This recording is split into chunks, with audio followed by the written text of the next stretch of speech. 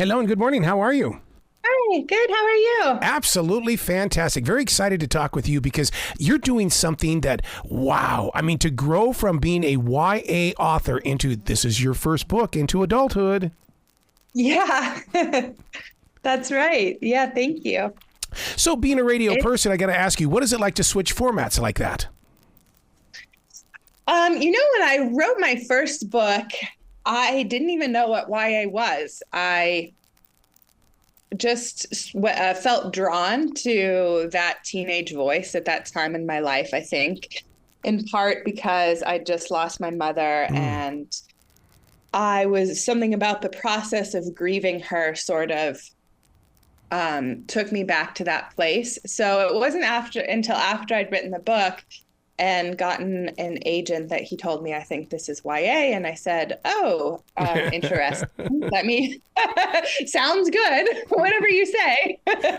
And then I really educated myself on the genre and read, some of the classics in the genre. And that did help to inform my editing process. But that to say, I think that I sort of try to write the stories that I feel most drawn to. And for the first book, my protagonist was 14. The next one, they were 17. Oh, It there was you go. Yep. a mother-daughter parallel stories when they're each 17. And as I grew up, I felt drawn to telling this more adult story, which took me quite a number of years. This is the longest I've ever worked on a book. Really? I started when I was pregnant with my daughter, who's now 6 years old. So Wow. it's been a long time in the making. Wow, I wrote my first book while I was in the 11th grade because I wanted to drop out of school, and the teacher said, write a book, stay in school. And that book was finally published 32 years later. Wow, that's incredible. What a story. So, Yeah. but, I mean, that's what, there are so many readers and writers that stuff themselves inside this little world where they don't want people to know what they're doing. And that's what I love about talking with other authors is the fact that, through our experiences, hopefully they can take their writing out of those boxes and share it with the world. Absolutely. Yeah. There's nothing like that. That process of connecting with readers and knowing that your stories are connecting with other people. That's really what it's all about in the end, isn't it? The name of your new book is called Exposure. I like how you really bring in the human being is flawed. And I like that when you can openly admit that and you're transparent with it. And right away when I was reading it, it was like, whoa, this kind of reminds me of Billy Joel's song, I'm Only Human. Oh, that's a great association. Yes. Yes, human and flawed, both. I think part of what I was trying to do in this book is rehumanize people who, at this moment in our culture, we have such deep divisions. I started writing it, just after the 2016 elections and, in the first few years of sort of online culture becoming what it is.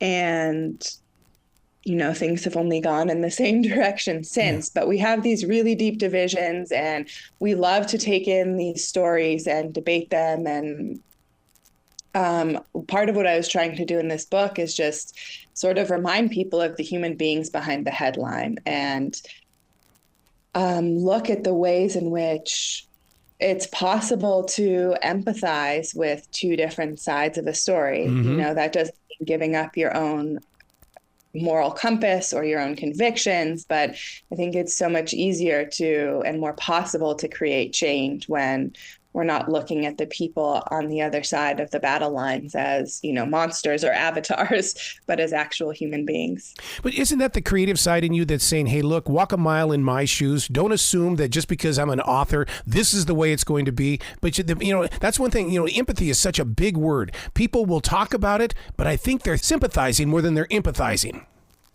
Mm-hmm. Yeah, that's interesting. I think one of the beautiful things about fiction both reading and writing is that it provides the opportunity for real empathy to really, inhabit the space of a character who is not the same as you, who has another point of view. How did you lay out the story? Was it put in little pieces, parts, because I always tell you the beginning, middle, and end. When you're putting together exposure, was it like a musician where they have little pieces, parts that they put away in different books and they go and they grab it, they bring it in? How can I incorporate this into this storyline? In a way, I mean, all of the pieces I think I always knew belonged in this story, but it was a messy process trying to structure this book that went through many iterations, because obviously it takes place over such a long period of time and incorporates, 4 different people's perspectives. And so really getting all of the pieces in the right place to where it was going to sing took a lot of trial and error. When I wrote the book, I did, go into different perspectives and different times. And then that's one of the nice things about writing in different points of view or different storylines. You get stuck here, then you can go over there. And I did jump around a lot while I was writing it. I always knew how the story was going to end. I always knew, what the climax of the book looked like when you go back in time and see what really happened the night in question. Like I always had that from the beginning. But in terms of how to place it and where to start and how to unfold these different parallel timelines, that took effort, and I got a lot of really great help from my editor, Bridie. There's a thing that I do, it's called fermenting. In other words, I'll write things out and then I set it aside and come back as the reader, and I'm far away from being the writer. Do you go through that process? Yeah, I do.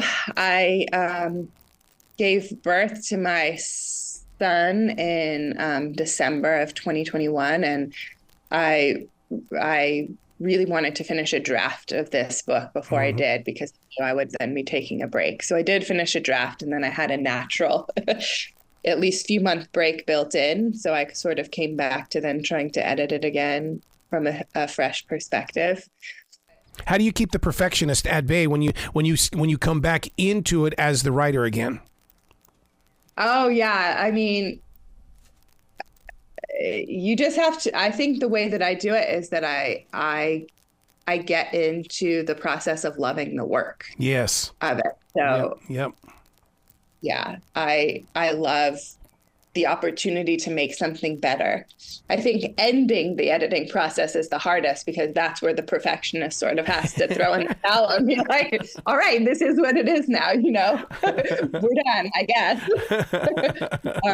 I can never read a book that I wrote like after the fact. I haven't read either of my first 2 books. Yep. I probably won't, maybe until I'm another 20 years or something. And I'm definitely at that place with this one where, like, on the final sort of proofread, I just said to my editors, Bridie and Kathleen, I was like, I just can't do it, guys. Sorry, I can't read it again.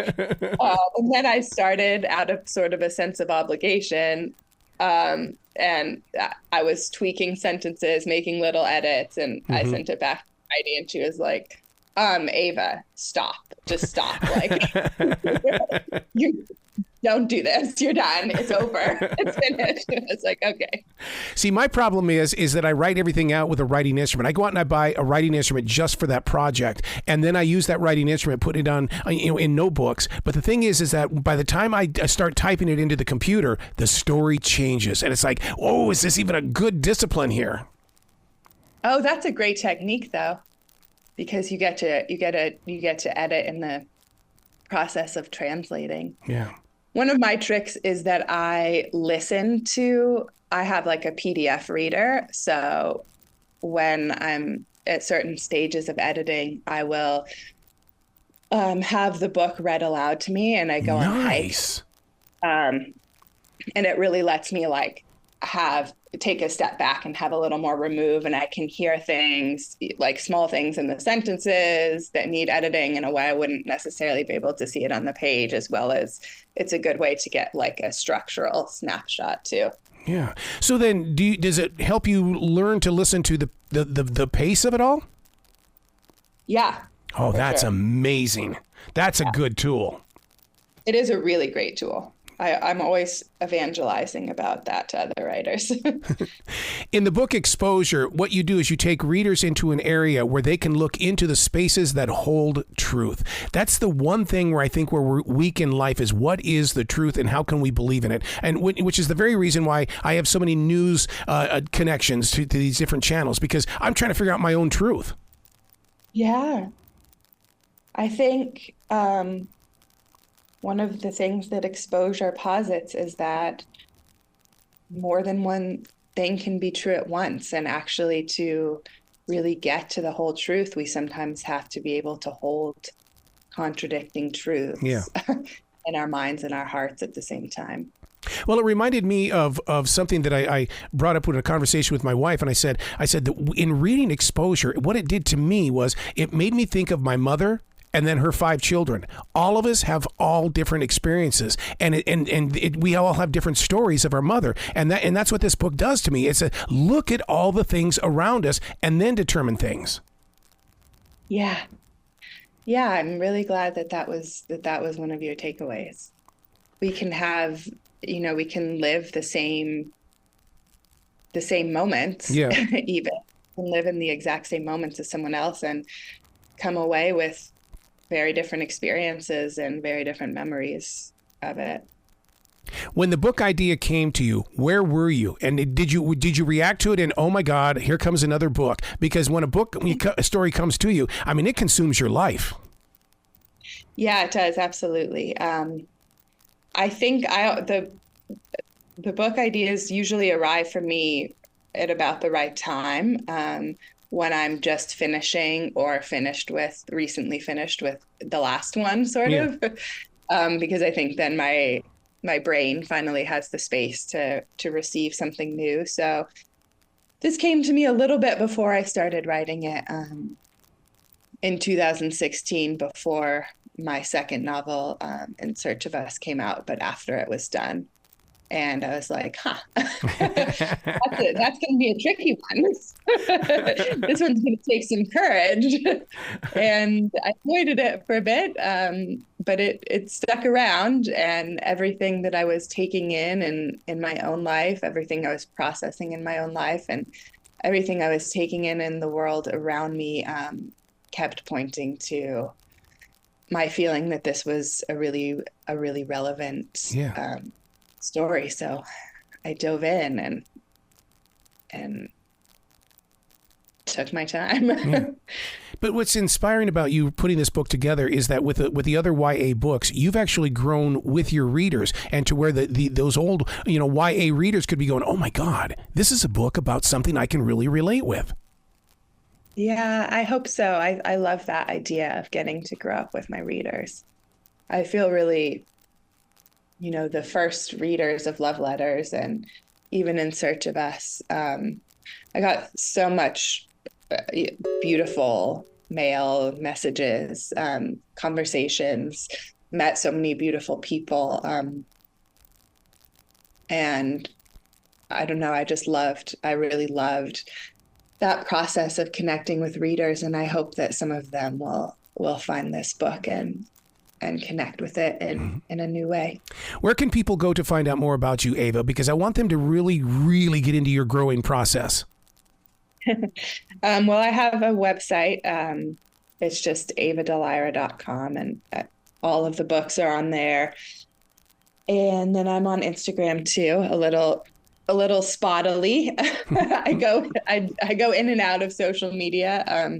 I definitely need breaks at times, but I'm there, and I'll be there definitely in the coming months as we're getting ready to release this book in the world. Are you going to go from bookstore to bookstore? Yeah, I'm really looking forward to that. Yeah, I love that connection because, when you can look at the eyes of a reader, it blows me away. There's nothing like it. Yeah. Yeah. Well, please come back to this show anytime in the future. The door is always going to be open for you, Ava. Oh, thank you so much. Yeah, I'm really grateful to you for taking the time to talk to me. I'm just at the process of starting to talk about this book. I still have a few months, and it's interesting, that shift between writing something and then learning how to speak about it or how to say what it's about. So I'm grateful to you for bearing with me in the early stages of that process as I start practicing. Well, I can't imagine what you're going through personally, in the way that it took 6 years to do this book, and now you're relinquishing it to us. So therefore, it now belongs to us. So you've just given us your gift. Well, thank you. Yeah, that process of letting go definitely comes with a lot of emotion. Well, you be brilliant today, okay? All right. Thank you so much. I really appreciate it.